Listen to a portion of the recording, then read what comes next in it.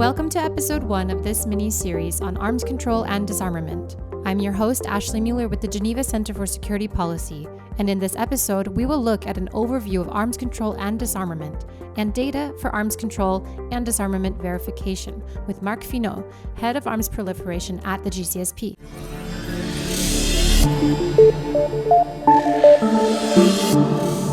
Marc Finaud, you have experience in arms control and disarmament negotiations. How can you briefly summarize the existing international architecture dealing with these issues? For weapons of mass destruction, let's talk first about nuclear weapons. There are the three main multilateral instruments are the Non-Proliferation Treaty, adopted in 1968 and entered into force in 1970, which recognizes 5 nuclear weapon states: China, France, Russia, the UK, and the US, which agreed not to transfer nuclear weapons, but also agreed to eliminate their weapons eventually.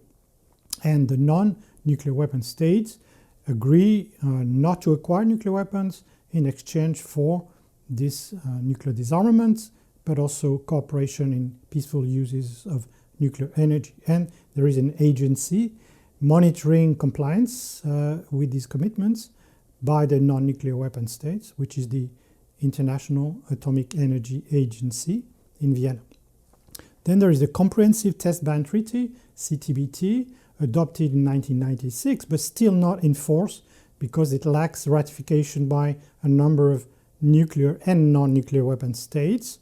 But it has an organization, the CTBTO, also based in Vienna, which monitors compliance with the treaty. And finally, there is a most recent instrument, the Treaty on the Prohibition of Nuclear Weapons, adopted in 2017, but which should enter into force soon after 50 ratifications. In addition, there are a number of nuclear weapon-free zones throughout the world, in the Antarctic, Latin America, Africa, Southeast Asia, South Pacific, and Central Asia. For biological and chemical weapons, there used to be the Geneva Protocol of 1925, which banned the use of these weapons in war only. But then there was the 1972 Biological and Toxin Weapons Convention that prohibited those weapons altogether, and the Chemical Weapons Convention in 1993 that also prohibited chemical weapons, and that has a verification regime monitored by the Organization for the Prohibition of Chemical Weapons, the OPCW, based in The Hague. Now, if we talk about conventional weapons, that means all the rest, there are a number of instruments as well. And there was a regional approach in Europe after the Cold War, the Conventional Forces in Europe Treaty that led to massive disarmament, and also the series of documents on confidence and security building measures within the OSCE, the Organization for Security and Cooperation in Europe. But these instruments are now challenged by tensions in Europe. At the global level, there are also instruments such as the 2001 UN Programme of Action on Small Arms and Light Weapons.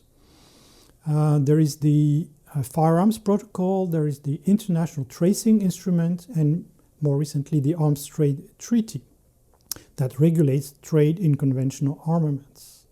To this, you can add the Convention on Certain Conventional Weapons or Inhumane Weapons, with 5 additional protocols, the Anti-Personal Landmine Ban Treaty, the Cluster Munitions Convention, and also the Hague Code of Conduct against ballistic missile proliferation. Now, for WMD, there are a number of export control regimes or non-proliferation regimes, such as the Nuclear Supplies Group or the Australia Group. And for conventional weapons, there is the Wassenaar Arrangement and the Missile technology control regime. Among the international instruments that you mentioned dealing with various categories of weapons, many require either exchanges of information among the states parties or collection and processing of data to verify compliance with their commitments. Can you give examples of such cases and the difficulties they may encounter? In the first category, one may include the reporting obligations that are included in some of the instruments about implementation of commitments. For instance, in the UN Programme of Action on Small Arms and Light Weapons, states are supposed to report regularly on what they do to implement their commitments. Now, in practice, they do it every 2 years, which is good enough. Some do it less, some don't even report anything, which is worrying. In the Arms Trade Treaty, there are legal obligations. First, to report once at the initial report on measures taken to implement the treaty, and then every year, annual report on exports and imports.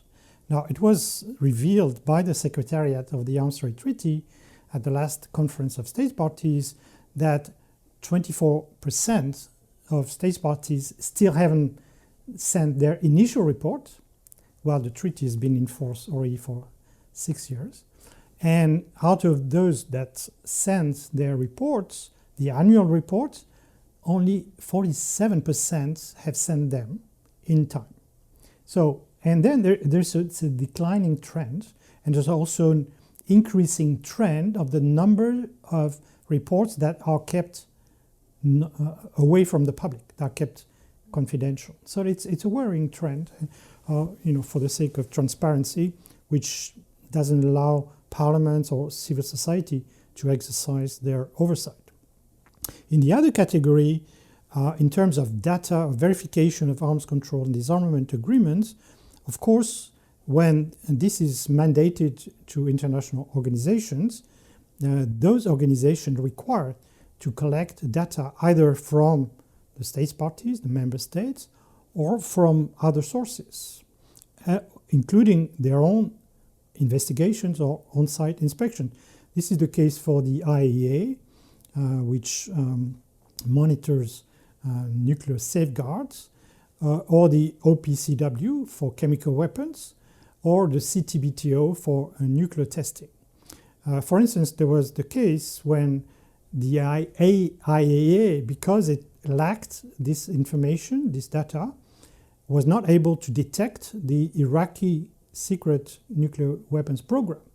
And this is based on this experience that a new instrument was developed called the Additional Protocol, allowing the agency to inspect even undeclared activities or facilities.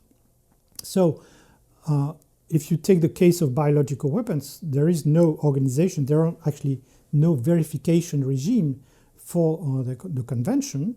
So if a state was a victim of attack by biological weapons, the only solution left would be to require the Secretary General of the United Nations to conduct an investigation, fact-finding mission. Of course, and for this, there is a roster of experts that could assist the Secretary General. If you take the bilateral treaty between the United States and Russia, the New START treaty, it includes an extensive exchange of data and on-site inspection. The treaty has been in force for 10 years now, and over this period, over 20,000 exchanges of data and inspections have taken place. And the question now is whether this treaty will be extended or replaced with another one. And if it's not, then there is a major loss of mutual information and mutual confidence that the treaty is complied with. So in all these cases, the main challenge is transparency vis-à-vis the public, of course, but also restricted with relevant states, accuracy of data, timely transmission, and processing in case of suspicion of non-compliance with the treaties. That's all we have now for this episode. Thank you to Marc Finaud for joining us for this mini-series. Click the next button to listen to episode 2, where we discuss the role of parliaments in arms control and disarmament. In the meantime, don't forget to follow us on Spotify or iTunes, or subscribe to us on your favorite podcast player and follow us across all of our social media channels. Click the next button to get to the next episode.